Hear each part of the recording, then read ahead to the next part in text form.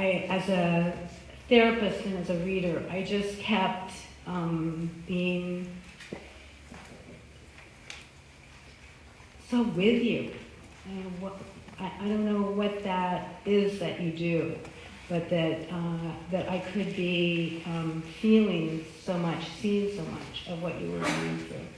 And, again, I'm not really particularly interested in books about hiking. I've never read it before. So can you say something about that style, how it evolved, or? Yeah, it's always difficult to explain, what one does when one is writing. But I will say that the writing that I've always been most interested in is the writing that does what you described, that really makes me feel more human because I've read it. And I think the only way to feel that way is when a writer has truly invited you the reader, into his or her humanity.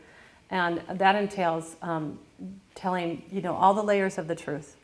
The truths that are contradictory, the truths that are revealing in ways that are flattering to the self, and the truth that are revealing in ways that are also shameful, I think, And I've always known that even if I felt afraid to write something about myself, that I had to do it, because I think that if you only give the reader half of your experience, and that is the experience that most of us share with the world each day, our public selves, that's not very effective writing. That we come to writing to see the private self, whether that be a fictional character or a non-fictional persona, such as the self of Cheryl, in Wild. And so I wrote. I shed a lot of tears when I wrote this book. I cringed a lot. I thought, a lot of times I can't write that about myself. I can't tell you that.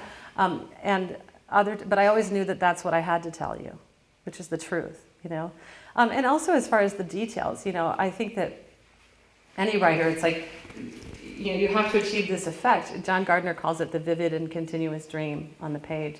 That when you enter a story, again, whether it be fiction or not, you the reader, you need to feel that you're inhabiting this world that the writer has created, that the writer has either lived or created. And so I try to bring all of the senses into the page, And I had the fortune of, I kept a really meticulous journal, on my hike, not with the purpose to write the book, but really that I just was a journaler. I was a writer, I was a journaler. And so when I did go to write Wild, for example, that paragraph, everything that was in the Hobo Care package, I was able to really just, I would have remembered most of it, but I had it right there in my journal. That paragraph is pretty much a direct translation. And so I could call on that too. But also memory, when you write a memoir, you really deeply visit memory, which is always faulty, but it's also a magnificently vivid place too. So I used all of those things to create that world you're talking about. So it wasn't written on the trail? No. And the writing of it was therapeutic as well, would you say? I used to, as a younger writer, I would always recoil when people would say that, because I think that there's a way that writing, so many people use writing in therapeutic ways that are really wonderful. But certainly writing has been therapeutic to me. But I didn't write Wild or any of my books for therapy. I wrote them because I'm an artist and wanted to really create, a work of art. But I would be lying if I told you that I didn't receive, deep therapy along the way. I think it's Grace Paley who said she writes so she can taste life twice. And I think that is the side benefit. This is why writers are always the most well-adjusted people. Like therapists, right? Yeah, that's right. Is my husband in the room? Anyway, no, this is because you do get to relive the darkest, happiest, hardest, most beautiful. Like you have to relive all of those moments again and again and again to recreate them on the page, and you end up learning so much about yourself along the way. I learned so much about my hike by writing about it, So, there's so many passages to talk about, but one I wanted to I'll focus on a few, and you all will focus on others. The teaching of that we cannot be prepared for life.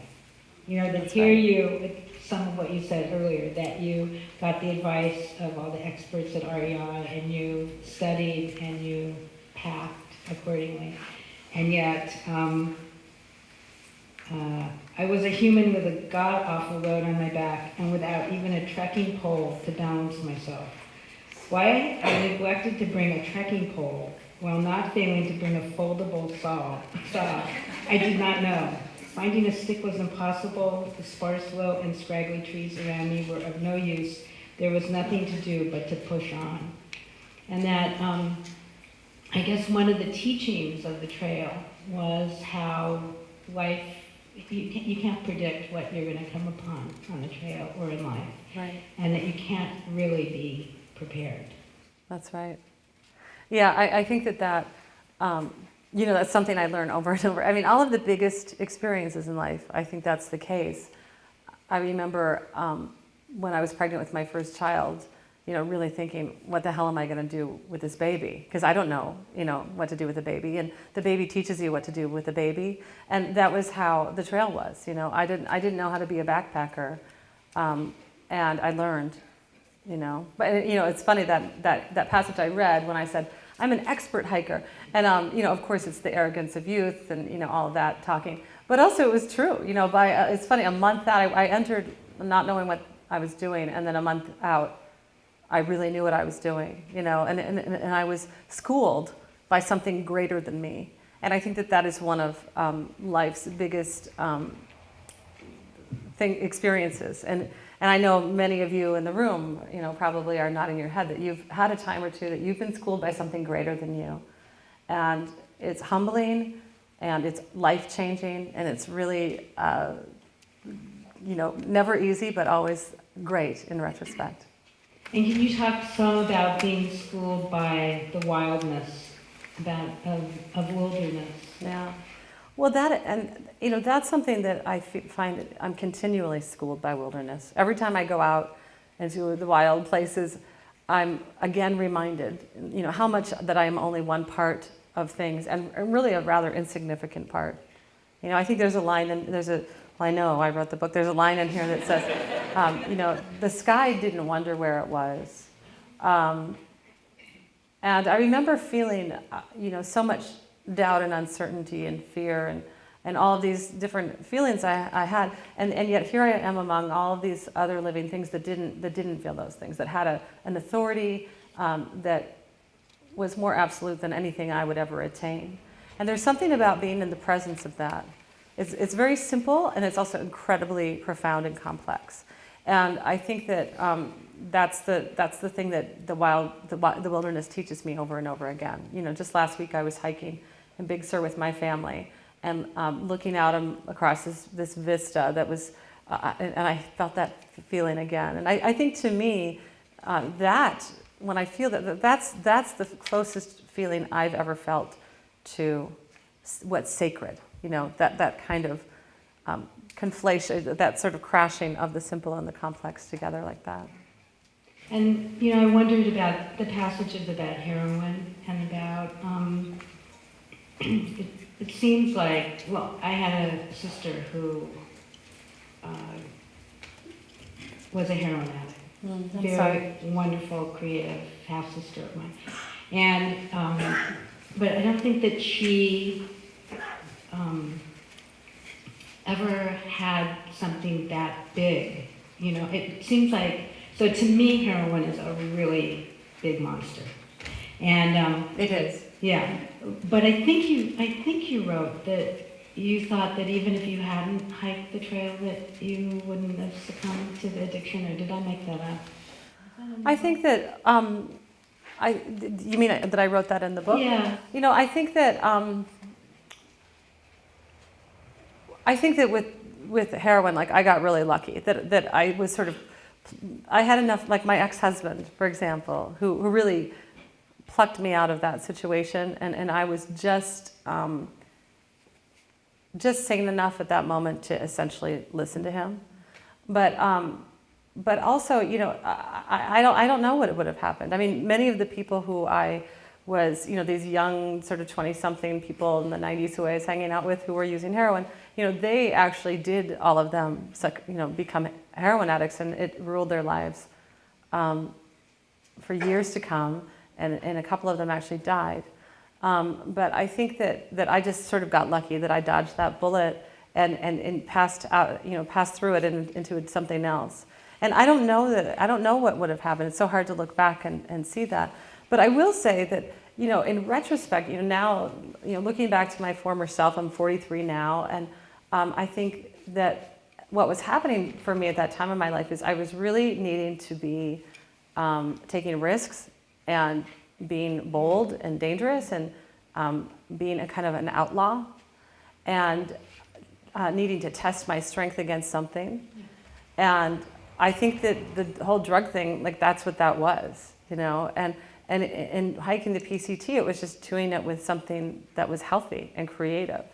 And, in a lot of ways, it's like if we don't live in a culture that creates rites of passage for people in their 20s, when we need to go through that, you're grown up when you're 18, but you need to go through this other period where you actually grow up.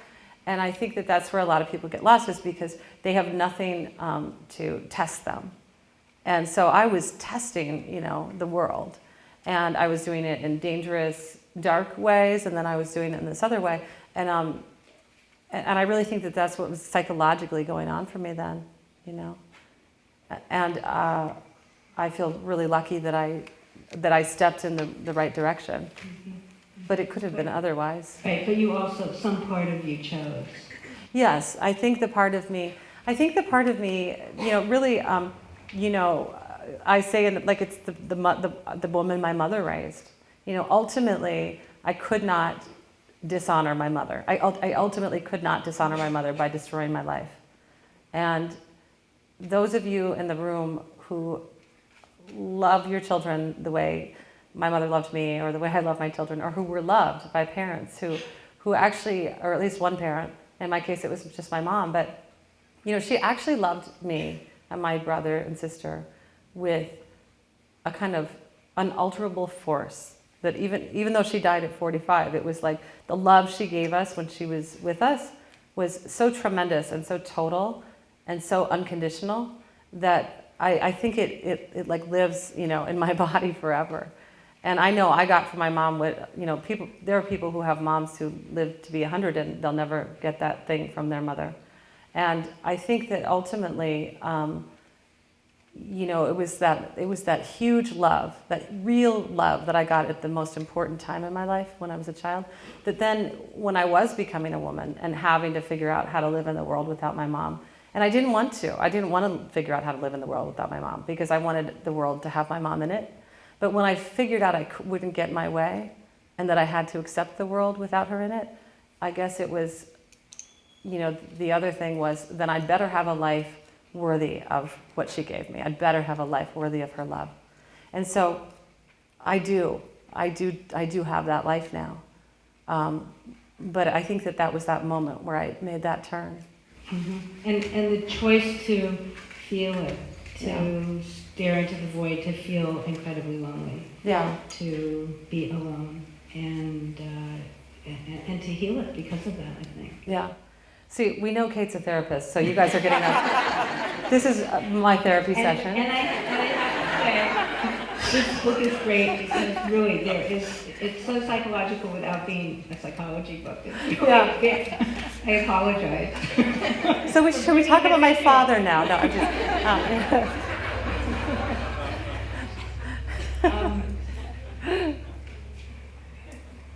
So how do you keep the wild in your life now? The wild. Is my husband in the room? I'm teasing. My children, who are wild animals, really.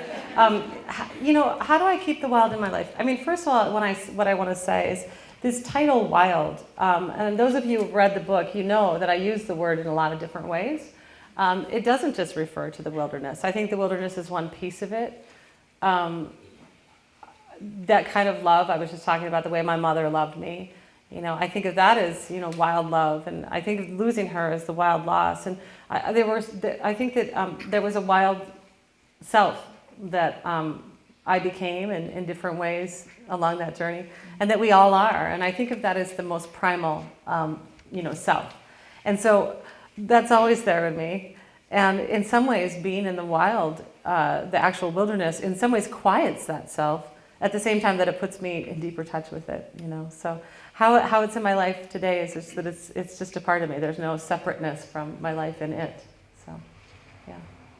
And is this your boot? Not my boot, but my boot looked like this. This is a little. This is another story. Like everyone from the book has come back to me in some way. Like the woman who took the pictures at Crater Lake, the William J. Crockett sister. So about a month ago, I get this email from this guy named Scuddy, and he said, "I took the photograph on your cover." And it's what's called a stock photo. So photographers, for those of you who don't know, they take a bunch of photos and then they sell them to these stock photo houses. So then when my book designer went, she just picked this photo, but he doesn't get credit or anything. So I didn't know who took it. But he emailed me and he said, "I took the photo and it's my boot and I still have the boots and I hiked all over New Mexico in the 70s in these boots." And I was like so touched, and he told me, how he, the journey that he was on. And so these boots are really wonderful, and they look a lot like my boot. My boot is kind of like the next generation. These are classic, those of you who hiked back in the 70s, these are the classic old, remember these boots? They're the old classic like hiking boot. They look German, don't they? Serious. And do you have comfortable boots now? Do you have the right size boots? I do. Well, forevermore I have been traumatized by boots, but yeah, I realized I actually have very hard to fit feet that, it took me like the whole of the Pacific Crest Trail to figure that out. But, so now I've been much more careful about what I hike in. Yeah. And my feet, the number one question I get is, are your feet recovered? So I'll just ask it for you. They are recovered. The toenails took a few years to grow back, but now they're there in all their glory. They're as good as they can possibly be. And, I can still tell there's little ridges, but nobody else would be able to tell. Now we have a few questions from the audience. Yes, Please stand up. I would like to ask about the period of time what had happened to you in the 90s, and then the period of time now when you wrote the book.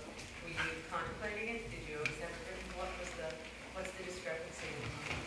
So yeah, I took the hike in the summer of '95, and I began writing it in the spring of 2008 and finished it a couple of years, 2 or 3 years after that. I didn't ever think I would write a book about the hike. My husband always would say, "You have to write about your hike," and I always said, "I don't have anything to say about it." I really thought that was true. And I think that that's really though important.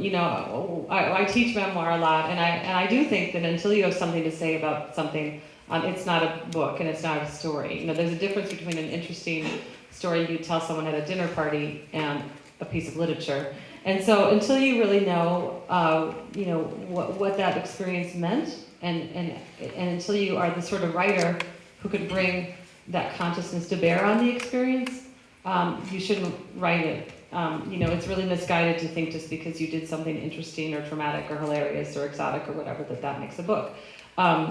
We've all done those things, So the other answer is that I had to write my first book, Torch. That was the book, for those of you who read Wild, I sometimes say I was writing my novel in my head. That book I was writing in my head was what became my first book, Torch. And it was the necessary story. It was the story I just had to tell. And also the writer's journey is a long one. It took me a long time to become the sort of writer who could finish any book. And so, I finished my PCT hike in 1995. I moved to Portland. I had 20 cents at the end of my hike. So I just got to Portland and got a job waiting tables and wrote as much as I could. And then eventually, years later when I was 35, I finished Torch.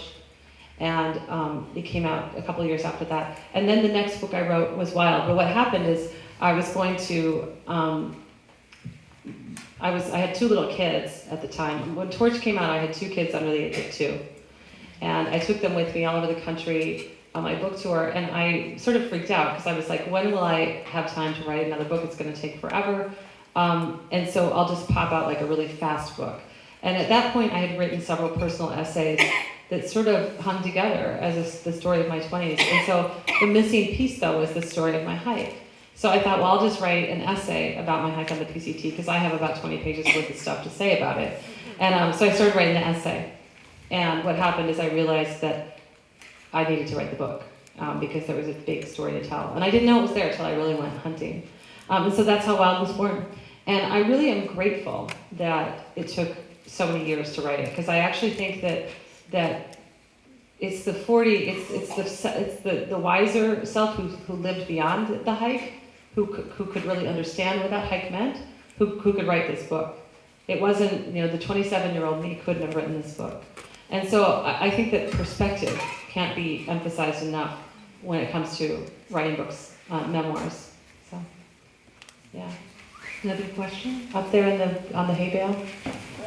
I really loved your mantra. Thank you. I am not afraid thing. It really spoke to me, and I wonder if you had anything you want to say. Thank you. So, yeah, a lot of people ask how I could be, brave enough to do this, because it's scary. It is scary to just go out there and be by yourself in the wilderness and sleep out there and just be completely alone. And I knew this when I first decided to do it. I knew that I had to deal with my fear, or else I wouldn't be able to do it. Fear is what keeps us from doing a lot of things. And I knew so much of that was mental. Like, I knew that statistically I was actually more in danger living, in Portland, Oregon for the summer than I was walking through the wilderness. We're more in danger getting in our cars and driving to San Francisco than we would be if we walked there. But we don't think that. We experience life in, less rational ways, And so what I did is I knew I had to control my mind. And so I just told myself that I wasn't afraid. And I literally told myself over and over again, every time I was afraid, I would just think, I am not afraid. I'm not afraid. I am not afraid. And I think that has been an incredible tool for me, not just on the PCT hike, but throughout my life. Whenever I need to discipline myself, I've come up with that thing that I tell myself, and then I keep telling it to myself. And as I say in the book, it's incredibly powerful. I mean, our minds are so powerful. If every day you say to yourself, "You're a piece of shit," that's what you're gonna feel like. That's what you're going to be. And so, without getting all like, I'm not, as you say, there's no psychobabble. Without being all like, I love that Saturday Night Live skit where I'm okay and so are you, which can be taken to the extreme. But on the PCT, I said I'm not afraid. And when I was writing Wild, I was saying, well, this is probably going to turn out dreadful, but do it anyway. So I try to induce myself to keep going with those little phrases. Yeah. I haven't read your book yet, but I'm curious, being a mother and having 2 children, what is it you've taken from that experience and from the writing that has been key for you and what you're wanting to pass on and share with your kids? That's an interesting question. It's so hard for me to tease out, my kids are 8 and 6, and, my life changed so dramatically when I became a mother, like everyone's life who becomes a parent suddenly, there's the before and after. And so, I don't know who I would be now without, in relation to them. And so I wrote this as I was a mother by the time I wrote it, and yet what was interesting is I was writing about a time that I was very much not a mother, and I didn't even know if I ever would be. I thought maybe I would be, but it was my 26-year-old self in this book. And I think the consciousness I brought in that they've given me most pointedly when writing Wild is when my kids were born. I always knew my mom loved me in that way that I described earlier. But when my kids were born, I understood for the first time, actually, how much my mother loved me, and also how much she sacrificed. She was a single mother. She was poor. She was abused by my father and managed to leave my father with 3 kids and was just completely alone with no support whatsoever. And worked as a waitress and in factories and such, and she just, did such a tremendous job, and I knew that, but I didn't understand it until I was a mother myself. And so I think the pieces that I wrote about my mom in here, including there's a chapter in this book where I list everything my mom did wrong. And writing that, I don't know that I could have written that if I weren't a mother myself. Because I think part of being a parent is you realize that how much you can actually forgive your parents for, because you yourself have then made your own mistakes as a parent, right? So I think I brought that into the book. Yes, I don't know where to go. Kate, do you want to pick someone who's some desperate? Way in the back. Way in the back with this, Hello? yes. I haven't read the book yet, looking forward to it. Thanks. I did read in an article today that you have sold the book's film rights to Reese Witherspoon's production company. And I also read that your husband's a film director. How do you see that whole process happening? My husband, yeah, so she optioned the film, which means she has the option to execute those rights and make a movie. She wants to star, Reese Witherspoon wants to star in it, playing me, which is so strange. But she read the book back in November before it came out. She got an advanced reading copy, and she was really the first person in Hollywood to read it. I just got this message saying, Reese Witherspoon wants to read your book this weekend. Is that okay? I was like, it's fine with me. And she really identified with it, and we had this long conversation, and she really understood the book in such a deep way that I was just thrilled. But my husband, so far Reese has not offered him the job of directing the film. He's a documentary filmmaker, and he can make all kinds of movies, but he works kind of in a different vein. And yeah, it's exciting. Again, it's one of those things though that, people always ask if I'm going to write the script or, and I just feel like it's very, I'm very excited about the idea of it being a film, but that, that this is the thing I made, and then like Reese will make the movie, and it's not my piece, it's her piece. And so it'll be interesting to see what happens. I'm hoping that they don't, make it all Hollywood and like throw in like a love interest or something. We'll see what happens. I'll be curious. Yes, over there, she's waving and dying. Okay, when I first saw your book, I was so excited, and I told my husband, I said, honey, they made there's a book about the Pacific Crest Trail, and you have to read this. And he goes, oh my gosh, and he goes, did she find my marker? Here's the original trailblazer in the 70s. All right. Pacific Crest Trail. And yay. Wonderful. Well, thank you. Thank you for all your good work on the trail. 80 miles. Did you? Where did you do the trail? I did the trails in Mount San Jacinto, San Bernardino, Klamath, and the Cascades. Yay! Cascades were the toughest. Really? Why were they the toughest? All that hard rock around Round Mountain, Mount Thielsen, Mount Pitt, all that lava flow. Oh, it's terrible. The lava flow, that was so hard to hike over, yeah. I had to pound that with sledgehammers down to minus and a half inch, something like that. You're good. You're good. You did it. Thank you. It brings up a great point. When hiking the trail, I felt so connected to all the people who had passed before me, on that trail, and who had made that trail. And this sounds crazy, but I was walking so long, and so it was such a monotonous labor a lot of the time that I really thought so much about people all over the world who had walked a far way. Obviously the pioneers who came west, the American pioneers, and just thinking about what happens when we go into the wild is it does connect us to people throughout time, because there are certain things that we do that are essential, and we do it in slightly different ways, and we wear slightly different clothes and gear and such. But there is something that connects us across time to humans. And one thing that's been really different, talking to people who've been hiking the trail in more recent years, is I was out there in 1995, which was the Stone Ages when it comes to technology. I didn't even know what the internet was. It was actually on the trail that I met somebody on my hike in 1995, that I met this woman, Kathy, and she described to me what email was. And I said, so it's like you're sitting there in front of your computer and then a letter appears? And she was like, yeah. And I didn't understand. I couldn't wrap my head around what that was. And I also met this guy who was carrying this brick. And he had been conned into by some phone company to carry it with him and check it like every 50 miles or something to see if the brick was getting reception, and it was a cell phone. And it was huge. And he was like, I hate this thing, it never works, and we're gonna throw it away.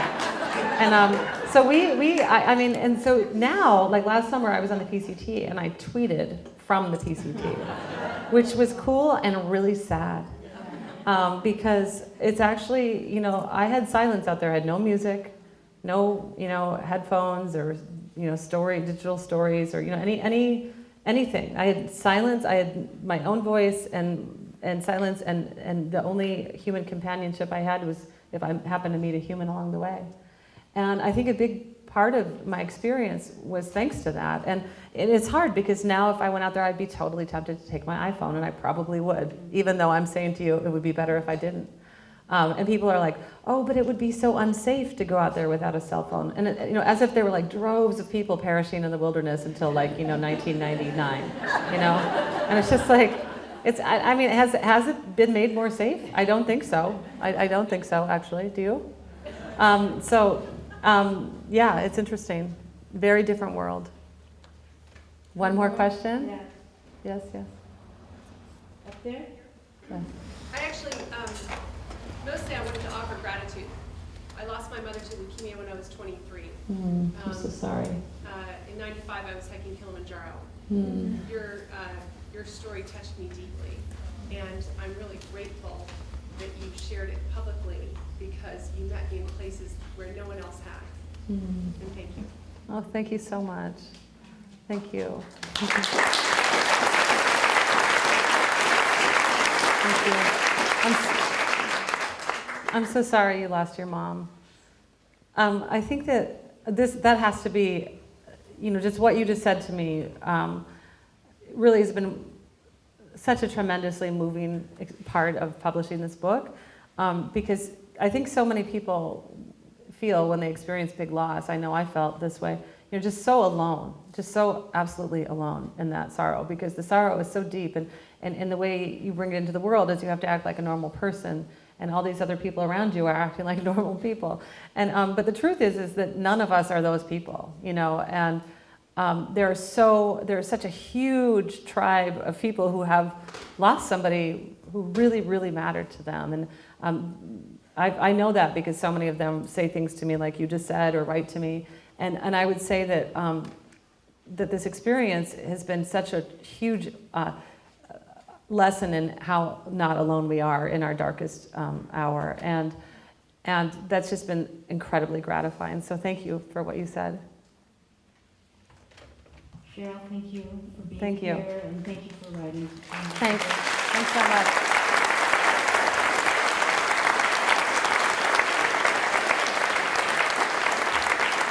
Thank you.